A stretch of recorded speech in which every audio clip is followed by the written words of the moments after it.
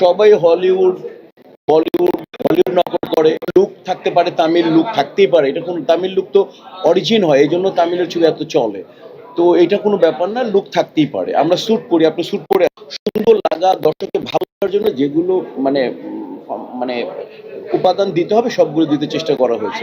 প্রত্যেকটা ছবি মানে বানাতে গেলে কোনো না কোনো ছবি ফলো করতে হয়। আমরা যখন বই পড়তাম তখন কোনো নোট ফলো করতাম। তামিল তো পৃথিবীতে ইন্টারন্যাশনাল।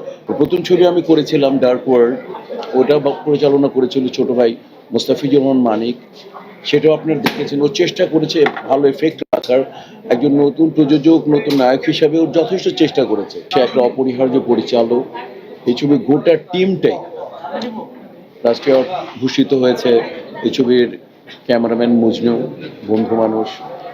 তারপর আমাদের শ্রদ্ধেয় ডিরেক্টর, প্রডিউসার, আর্টিস্ট, তারপর আর্টিস্ট অ্যাসোসিয়েশনের এজিএস, তিনি এখন দায়িত্ব পালন করছেন জিএস এর। আমাদের শ্রদ্ধেয় আরমান ভাই আছেন ছবিতে, স্টিলে আইয়ুব আছেন, এবং এই ছবিতে মেকআপম্যান অনেকগুলো আছেন।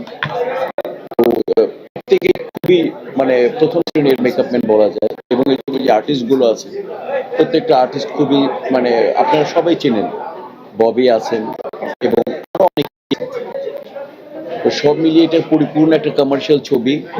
এবং মানে ওকে সাধুবাদ জানাইতেই হয় যে এই একটা পরিপূর্ণ কমার্শিয়াল ছবি বানাতে যতটুকু একটা ডাইরেক্টরের একটা পোর্ট্রে মানে ফুলফিল করতে যা লাগে, এই ছেলে কোনো কম্প্রোমাইজ করে নাই। এই ছেলেকে এটাকে আমি বাহবা দিব। একটা নতুন ছেলে হয়ে প্রথম ছবি আমি করেছিলাম ডার্ক ওয়ার্ল্ড, ওটা পরিচালনা করেছিল ছোট ভাই মোস্তাফিজুর রহমান মানিক। সেটাও আপনারা দেখেছেন। ও চেষ্টা করেছে ভালো এফেক্ট রাখার। একজন নতুন প্রযোজক, নতুন নায়ক হিসাবে ওর যথেষ্ট চেষ্টা করেছে। এবং এই ছবি আপনারা হয়তোবা টিজার দেখে আপনারা বলছেন ভালো হয়েছে। জিজ্ঞেস করলে তো সবাই বলে ভালো হয়েছে, কিন্তু আমি বিশ্বাস করি এটা আদতেই ভালো হওয়ার কথা।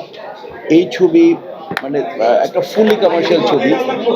এবং আমি এই ছবি মানে এবং আমার ক্যারেক্টারটা বদিউল আলম খোকন সম্পর্কে দু লাইনে বলি। বদিউল আলম খোকন এ পর্যন্ত যতগুলো ছবি করেছে, একটি ছবি বাদ দিয়ে সবগুলো ছবিতে আমি অভিনয় করেছি।